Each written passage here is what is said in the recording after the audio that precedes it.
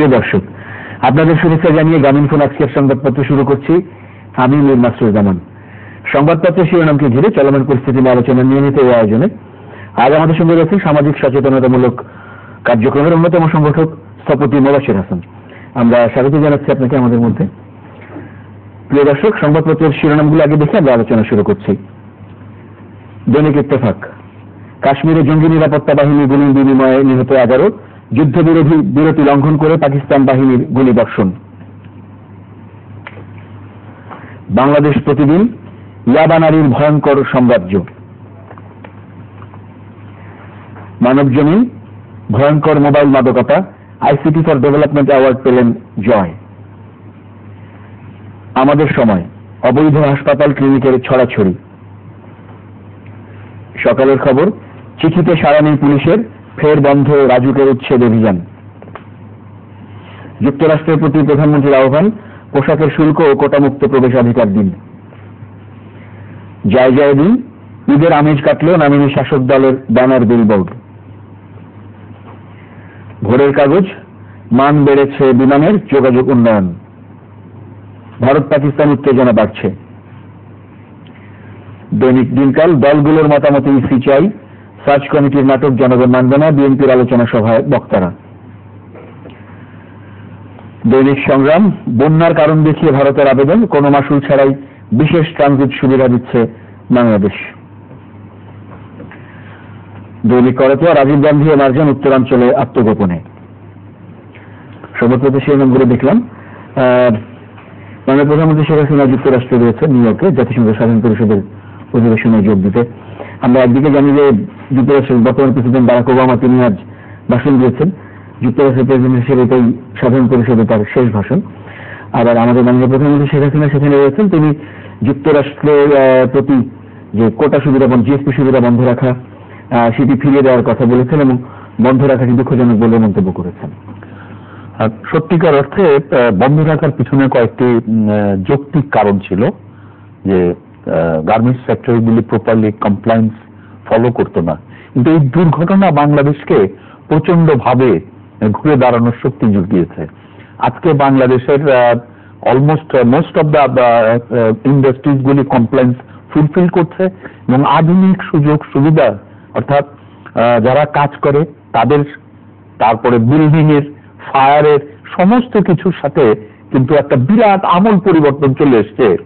এই দুর্ঘটনার পরবর্তীতে আমরা যে ঘুরে দাঁড়িয়েছি, এর পরিপ্রেক্ষিতে মাননীয় প্রধানমন্ত্রী যে কথাটি বলেছেন সেটি কিন্তু সত্যিকার অর্থে আমাদের পর্যালোচনা করা উচিত এবং আমি সত্যিকার অর্থেই মাননীয় প্রধানমন্ত্রীকে সাধুবাদ জানাই যে এই বিশেষ সময়ে উনি এই তথ্যটি আমেরিকার কাছে উপস্থাপন করেছেন এবং আমরা আমাদের দৃঢ় বিশ্বাস, আমরা যেহেতু এইসব কাজগুলির সাথে সরাসরি ভাবে জড়িত, আমার দৃঢ় বিশ্বাস অচিরেই বাংলাদেশ এই সুবিধাটি আবার পাবে বলে নিশ্চিত হওয়া যায়।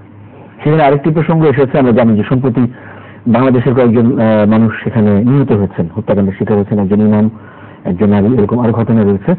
তিনি অভিবাসীদের নিরাপত্তা নিশ্চিত করার জন্য যুক্তরাষ্ট্রের দৃষ্টি আকর্ষণ করেছেন, আহ্বান জানিয়েছেন। এটা একটা বড় জিনিস হচ্ছে যে আমি এর আগেও কতগুলি জিনিস আমাদের কোরআন পাকেই বলা আছে যে তুমি অন্য ধর্মকে গালিগালাজ করো না, কারণ তারা তোমার ধর্মকেও গালিগালাজ করতে পারে। এইখানে যখন আমরা দেখলাম, আমরা যদি সত্যিকার অর্থে নিজেদেরকে পর্যালোচনা করি এবং আমরা ধর্মকে নিয়ে যারা সন্ত্রাসের সাথে সম্পৃক্ত তাদের এই জিনিসটি জানা উচিত। আমরা এখানে কি করলাম?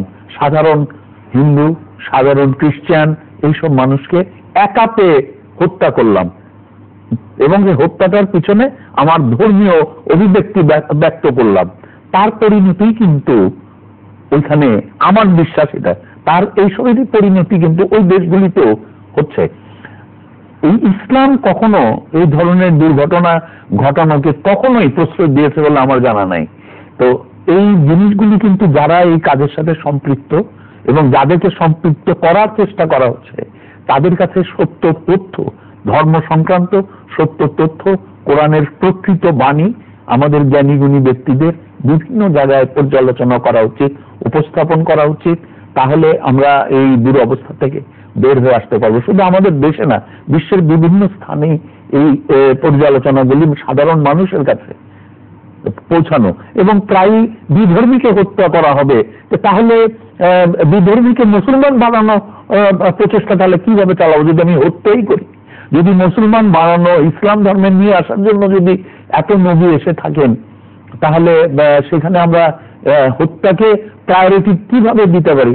এটা ইসলাম এর সম্পূর্ণ পরিপন্থী একটি সিদ্ধান্ত এবং অসম্পূর্ণ জ্ঞানের, অথবা যেটি আমি আবার আলাদাভাবে বলতে চাই, মানুষের এই অসম্পূর্ণ জ্ঞানকে পণ্য হিসাবে কিছু স্বার্থান্বেষী মহল সারা বিশ্বে, এখন কিন্তু বাংলাদেশ বা পাকিস্তান বা মিডল ইস্ট শুধু না, এই দুর্ঘটনা কিন্তু সারা বিশ্বে ছড়িয়ে পড়েছে। এখানে সমন্বিতভাবে, সম্মিলিতভাবে একই ধরনের বক্তব্য, সঠিক বক্তব্য সব জায়গায় উপস্থাপন করা, তাহলে আমরা মনে করি যে আবার একটা সুন্দর আবহাওয়া সমগ্র বিশ্বে উপস্থাপন করা সম্ভব হবে এবং এই ধরনের দুর্ঘটনাকে কমানো সম্ভব হবে।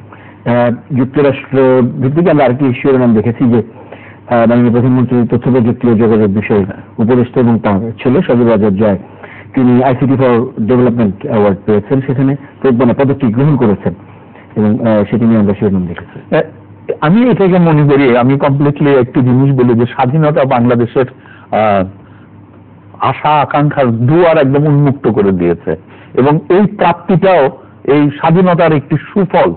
সারা বিশ্বে যে টেকনোলজির যে উন্নতি হয়েছে সেটার সুফল একদম লেটেস্ট টেকনোলজিগুলি আমরা যেহেতু উন্নয়নশীল দেশ, উন্নয়নশীল দেশের সবচেয়ে বড় সুবিধা হচ্ছে সর্বশেষ টেকনোলজিক্যাল অ্যাসেটগুলি নিজের দেশে স্থাপন করা যাওয়ার সুযোগ থাকে এবং সেই কাজগুলি বাংলাদেশে গত কয়েক বছর ধরে কিন্তু প্রচন্ড দ্রুত গতিতে চলছে। এবং আমি বাংলাদেশে বসবাস করে আমি আশ্চর্যান্বিত হই যখন রিমোট গ্রামে যেয়ে দেখি যে স্কাইপে মিডল ইস্টে কথাবার্তা বলছেন গ্রামের কৃষক বন্ধুরা, আমার কাছে একেবারে স্বপ্নের মতন লাগে।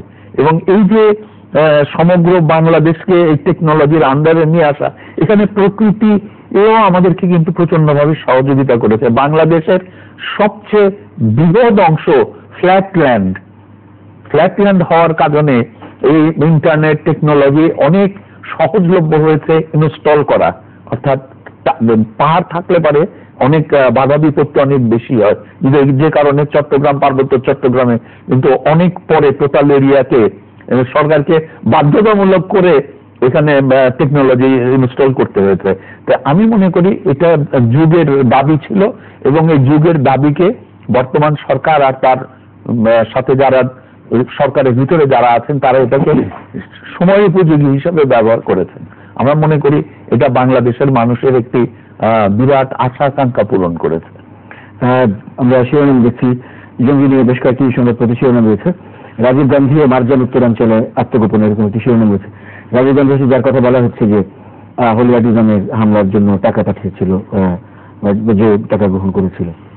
একটি কথা আপনার এখানে আমি অনেক কয়েকবার বলেছি যে বাংলাদেশের পুলিশ কিন্তু আন্তর্জাতিক মান সম্পন্ন অনেকগুলি ক্ষেত্রে, এবং তার একটি বড় সুবিধা হচ্ছে বাংলাদেশের পুলিশের এই বাংলাদেশ পৃথিবীর অনেক দেশের তুলনায় এই দেশে একটি মাত্র ভাষা, একটি কালচার, অর্থাৎ পেনিট্রেট করা এবং তথ্য সংগ্রহ করা অন্য যে কোনো দেশের চেয়ে বাংলাদেশের আনাচে কানাচের তথ্য সংগ্রহ করা পুলিশের ইন্টেলিজেন্স ডিপার্টমেন্টের পক্ষে অন্যান্য যে কোনো দেশের তুলনায় অনেক বেশি। এবং সেটি কিন্তু আমরা প্রতিটি পদক্ষেপ এই দেখতে পাচ্ছি, পুলিশ যদি চায় সঠিক তথ্য সংগ্রহ করতে পারে, পুলিশ যদি চায় ক্রিমিনালকে সত্যি সত্যি ধরতে পারে। এখন এই চাওয়া না চাওয়ার পাশখানে সবসময় আমরা একটু দ্বিধা দ্বন্দ্ব দেখতে পাই এবং সেটার মূল কারণ হচ্ছে রাজনৈতিক সিদ্ধান্ত, রাজনৈতিক সদিচ্ছা এবং রাজনৈতিকভাবে চিন্তা চেতনার বহিঃপ্রকাশ পুলিশের উপরে কিভাবে কাজ করছে সেটির জন্যই আমরা কিন্তু অনেক জায়গায় ব্যর্থতাগুলিকে দেখতে পাই। কিন্তু প্রকৃতভাবে প্রতিটি মানুষই বাংলাদেশে বিশ্বাস করে যে পুলিশ চাইলে পারে সঠিক তথ্য, সঠিক ক্রিমিনাল সঠিক সময়ে জনগণের সামনে উপস্থাপন করার ক্ষমতা রাখে। আমরা আমাদের সময় বেশি জানতে পেরেছি আমাদের সামনে অবৈধ হাসপাতাল ক্লিনিকের ছড়াছড়ি, অনুমোদিত অনেকগুলো, অনেক কয়েক গুণ বেশি অনুমোদনহীন ক্লিনিক হাসপাতাল রয়েছে। দেখেন, শুধু ক্লিনিক হাসপাতাল না, গতকালকে আরেকটি তথ্য গেছে যে ভেজাল ওষুধ। ক্লিনিক হাসপাতালকে ধরা অনেক সহজ, চাইলেই অল্প সময়ের ভিতরে এটাকে এলিমিনেট করা সম্ভব, কিন্তু এই যে ভেজাল ওষুধ এবং এই ভেজাল ওষুধের আসল মার্কেটটি হচ্ছে প্রত্যন্ত গ্রাম অঞ্চলে। আধুনিক ফার্মাসিউটিক্যাল কোম্পানির লেবেল সহ ভেজাল ওষুধ অতিরিক্ত মূল্যে গ্রামে বিক্রি করা হচ্ছে। মূল্যের চেয়েও ডেঞ্জারাস পার্ট হলো এই মেডিসিনগুলি স্বাস্থ্যের জন্য প্রচন্ড রকম ক্ষতিকারক। আমরা এইখানে অসম্ভব রকম দুর্বল। এখানে এই দুর্বলতা দুটি কারণ থাকতে পারে। যাদের এই জিনিসগুলি ধরার কথা তাদেরকে বাংলাদেশের 16 কোটি মানুষের এলাকার জন্য এই ধরনের শক্তি, সামর্থ্য এবং ম্যান পাওয়ার দেওয়া হয়েছে কিনা, এটি হলো একটি। আরেকটা হচ্ছে সঠিক সিদ্ধান্ত নেওয়ার মতন দৃঢ়চেতা লোক বল এই জায়গাতে দেওয়া হয়েছে কিনা, এই দুটি জিনিস। কারণ এই ধরনের ক্ষেত্রে আর্থিক সুযোগ সুবিধা নেওয়ার একটা বিরাট সম্ভাবনা তৈরি হয়। সেই কাজটি বাইরে যদি আমরা কাজ করতে চাই তাহলে সত্যিকার আদর্শ মানুষগুলিকে এই জায়গায় দেওয়া উচিত। এবং একই সাথে আমরা বিভিন্ন সাহিত্যকর্মে প্রায়ই দেখি যে লোকটি ভেজাল তৈরি করছে তার সন্তানই হয় ভেজাল ওষুধ খেয়ে মারা যাচ্ছে। এই জিনিসগুলি কিন্তু আমাদের সার্কুলেট করা দরকার। আর মাঝে মাঝে এগুলি রেড করলে হবে না, এগুলি 1-2 বছর প্রতিদিন প্রতি ঘন্টায় ঘন্টায় যদি আমরা করতে পারি তাহলে এটাকে বন্ধ করা সম্ভব। আর আমাদের পার্শ্ববর্তী কয়েকটি দেশ অলরেডি এই ড্রাগ এবং এই মেডিসিন এবং ফুডে অ্যাডাল্ট্রেশনকে প্রায় মৃত্যুদণ্ড পর্যায়ে নিয়ে চলে গেছে। কারণ এগুলির যে ক্ষতি সাধারণ হত্যার চেয়েও কিন্তু ডেঞ্জারাস।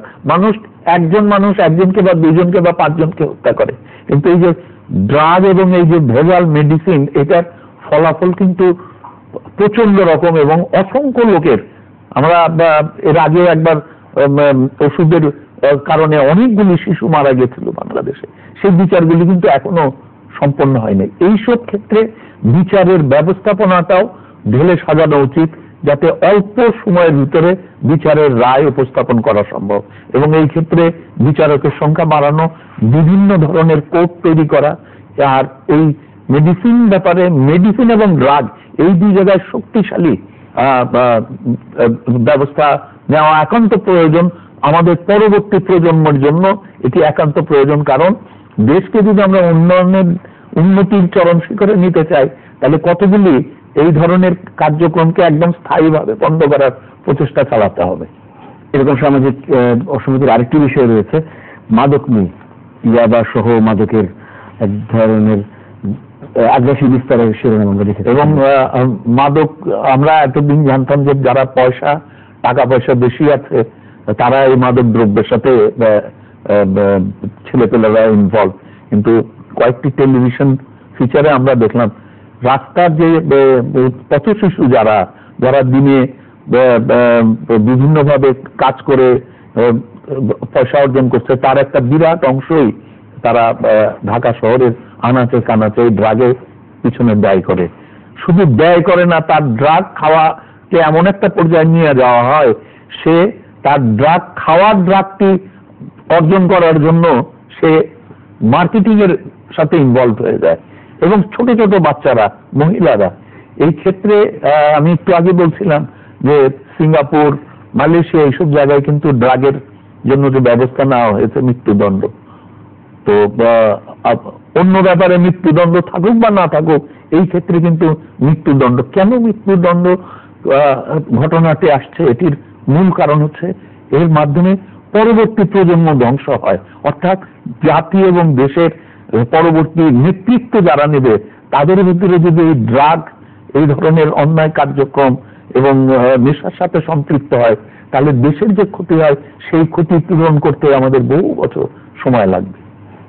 এবং অনেকেই আমরা বিভিন্ন সংবাদের ভেতরে যদি যাই, এর মধ্যে আমরা যেটি দেখেছি যে সমাজের সন্ত্রাস, সহিংসতা, অন্যান্য সামাজিক অনাচারগুলো বাড়ার পেছনে এই তো এটা একটা মানে বিভিন্ন ক্ষেত্রে এটার এফেক্ট চলে যায়।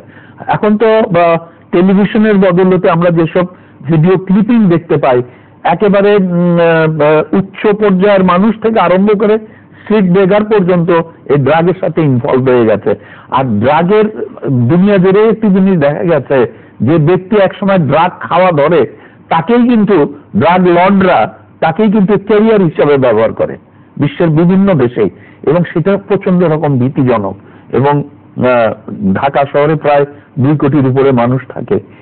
এই মানুষের ভিতরে যদি ড্রাগ এইভাবে চলতে থাকে, আর আমাদের সামনে আমরা যে ঘটনাটি দেখি, ড্রাগ সহ ধরা পড়ে কিছুদিন পরে দেখা যাবে ওইটি ড্রাগ না এই হিসাবে প্রমাণিত হয়, তারপরে তারা জামিনে ছাড়া পেয়ে যায়, এবং তাদেরকে ছাড়ানোর জন্য টিম অফ লয়ার্স এবং টিম অফ পিপল রেডি হয়ে থাকে। এই জায়গাতে এই জোটবদ্ধ ব্যবস্থাকে ভাঙার জন্য কঠোর থেকে কঠোরতম ব্যবস্থা নিতে হবে। প্রয়োজনে আইনি পরিবর্তন করারও সময় আসছে বলে আমি মনে করি। ভারত পাকিস্তান সম্পর্কের মধ্যে এক ধরনের টানাপোড়েনের সংবাদ আমরা দেখতে পাচ্ছি, বিশেষ করে কাশ্মীর নিয়ে একটি জম্মুতে সেনা সদরে হামলা এবং তারপর এই নিয়ে টানাপোড়েন। আমি জানি না কতটুকু সময় আছে। আমার এটার উপরে একটু আমি এর আগেও কয়েকটা জায়গায় একটি কথা বলেছি, পাকিস্তানের ঐক্য রক্ষার জন্য Kashmir is a permanent issue, তারা এটাকে দিয়ে রাখবে। এক, কারণ বাংলাদেশ যেরকম আলাদা হয়ে গেছে, পাকিস্তানে কিন্তু এখন বেলুচিস্তান নর্থ ওয়েস্ট ফ্রন্টিয়ার, ঠিক বাংলাদেশে তো অন্তত আর যাই হোক পাকিস্তান আর্মি বাংলাদেশের উপরে বোমা বর্ষণ সরাসরি করে নাই, রাত্রে গোপনে করেছে কিন্তু সরাসরি করে নাই। কিন্তু বেলুচিস্তান নর্থ ওয়েস্ট ফ্রন্টিয়ারে আন্দোলন চলছে, সেখানে নিয়মিত এয়ার রেড করছে পাকিস্তান আর্মি পাকিস্তানের জনগণের উপর। তো এই পাকিস্তানকে একতাবদ্ধ রাখার একটিমাত্র রাস্তা হলো কাশ্মীর ইস্যু মাঝে মাঝে ঝাঁকি দেওয়া, এবং পাকিস্তান সেই কাজটি করছে।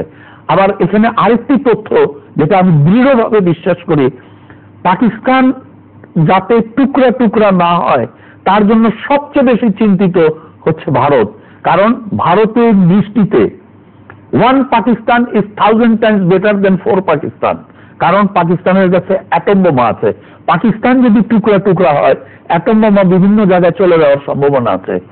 সেই কারণে যতই আমরা এই গন্ডগোল দেখি, এক পর্যায়ে কিন্তু দেখা যাবে আবার তারা সেটেল হয়ে যাচ্ছে। এই পাকিস্তানের উপরে চাপ সবসময় ভারত রাখবে, কিন্তু ভারত কখনোই সেই সিচুয়েশন ক্রিয়েট হতে দেবে না যাতে পাকিস্তান 4টি টুকরায় আলাদা হয়ে যায়। পাকিস্তানের দ্বিখণ্ডিত মানে 4 খণ্ডে পাকিস্তান হওয়ার চেয়ে 1 unit Pakistan is much better for Bharat. তো পাকিস্তানের আগে একটি হচ্ছে ইসলামের নাম দিয়ে পাকিস্তানকে একতাবদ্ধ রাখার একটি প্রচেষ্টা, আরেকটি হচ্ছে কাশ্মীরের ধোঁয়া তুলে এই পাকিস্তানকে একতাবদ্ধ রাখা সারা পাকিস্তানের আর এখন কোনো গত্যন্তর নাই। এইটাকে দুইভাবে আমি ব্যাখ্যা করি। একটি হলো পাকিস্তানের জন্ম থেকেই বাংলাদেশকে যে ডিপ্রাইভ করা হয়েছিল, বাংলাদেশের উপরে যে অত্যাচার করা হয়েছিল, প্রাকৃতিক প্রতিশোধ হিসাবে এটি এখন তাদের ওখানে ঘটছে। আর কাশ্মীর হলো এখন তাদের তুরুপের তাস, দুই পক্ষই কাশ্মীরকে নিয়ে ব্যবহার করছে। এবং যখনই পাকিস্তানের রাজনীতিতে দুর্ঘটনা এবং অন্যান্য প্রেশার ক্রিয়েট হয়, তখনই কিন্তু খোঁজ নিলে দেখা যাবে যে কাশ্মীর একটি দুর্ঘটনা ঘটিয়ে মানুষের দৃষ্টি নিয়ে যাওয়া হচ্ছে যে পাকিস্তান ভারত যে কোনো মুহূর্তে যুদ্ধ লাগতে পারে, অর্থাৎ let all the Pakistanis be together. এই বি টুগেদার হওয়ার বেনিফিট দুই পক্ষই নিচ্ছে, পাকিস্তানও নিচ্ছে এবং ভারতও চায় এক পাকিস্তান থাকুক, যাতে অ্যাটম বোমা এক পাকিস্তানের কাছেই থাকে, এটি যেন ভাগ ভাগ হয়ে না যায়। আপনি লক্ষ্য করেছেন নিশ্চয়ই যে কয়েকদিন ধরে আমরা দেখছি বজ্রপাতে মানুষের একটি শিরোনাম। এটি বোধহয় আমার মনে হয় বিজ্ঞানের সাথে জড়িত যারা, তাদের এই ব্যাপারে কিন্তু জনগণকে একটু সাবধান হওয়া উচিত। শুধু বাংলাদেশে না, বিশ্বের বিভিন্ন জায়গায় কিন্তু বজ্রপাতে প্রচন্ড রকম দুর্ঘটনা ঘটছে, বিভিন্ন সামাজিক ইয়েতে আমরা দেখতে পাচ্ছি। এটার বলা হচ্ছে যে আবহাওয়ার পরিবর্তনের কারণে, উষ্ণায়ন বাড়ার কারণে, এবং কি কি কারণে ঘটে এবং কোন কোন জায়গায় ঘটতে পারে এবং কি কি ভাবে এর হাত থেকে রক্ষা পাওয়া যায়, এ ব্যাপারে আমি মনে করি এখন সময় এসছে মিডিয়াকে একটি বিশিষ্ট রোল নেওয়া, যাতে সাধারণ মানুষের কাছে এই তথ্যগুলি পৌঁছায়। আমরাই যখন জানি না, শহরে বসবাস করে লেখাপড়া করে যে সঠিক তথ্যগুলি জানি না, আমার মনে হয় সাধারণ মানুষের আরো বেশি জানা দরকার। শুধুমাত্র একটি কথা আমি বলবো, ঢাকা শহরে যারা বসবাস করেন তারাই থান্ডার স্টর্মে কম্পারেটিভলি কম এফেক্ট হওয়ার সম্ভাবনা থাকে, কারণ ইলেকট্রিক লাইন যাওয়ার কারণে ইলেকট্রিক লাইনের প্রথম উপরের তারটি হচ্ছে থান্ডার স্টর্ম বজ্রপাত নেওয়ার জন্য, আর মাল্টি স্টোরিড বিল্ডিং এর টপ ফ্লোরের উপরে এই বজ্রপাত ধরার জন্য বিশেষ ব্যবস্থা থাকে, যেখানে সাব স্টেশন থাকে সেখানে এই ব্যবস্থাগুলি থাকে। ফলে ঢাকা শহরে কিন্তু সাধারণত আমরা এই ধরনের দুর্ঘটনা দেখতে পাই না, কিন্তু শহরের বাইরে যেখানে বিদ্যুৎ লাইন কম, বিদ্যুৎ লাইন নাই, সেই সব জায়গায় এই দুর্ঘটনাগুলি ঘটার সম্ভাবনা সবসময় বেশি। আর একটি তথ্য খালি যেটুকু আমি পড়েছি জেনেছি, যে বজ্রপাতের সময় গাছের নিচে থাকাটা খুবই রিস্কি, কারণ সেই ব্যাপারেও বিশদ তথ্য আমার মনে হয় জ্ঞানীগুণী ব্যক্তিদের মিডিয়ার মাধ্যমে সাধারণ মানুষকে, শুধু না আমাদের মতন মানুষকেও জানানো উচিত। আমাদের সবসময় ঢাকায় থাকবো এমন কোনো কথা নাই, আমরা বেশ সময়ে যাতে সঠিক সিদ্ধান্ত নিতে পারি সে ব্যাপারে বোধহয় পর্যালোচনা এখনই শুরু করা উচিত। অনেক ধন্যবাদ আজকে আলোচনার জন্য। আপনাকেও ধন্যবাদ। প্রিয় দর্শক, আপনাদেরও ধন্যবাদ আমাদের সঙ্গে থাকার জন্য। ভালো থাকবেন সবাই। গ্রামীণফোন আজকের সংবাদপত্রের আজকে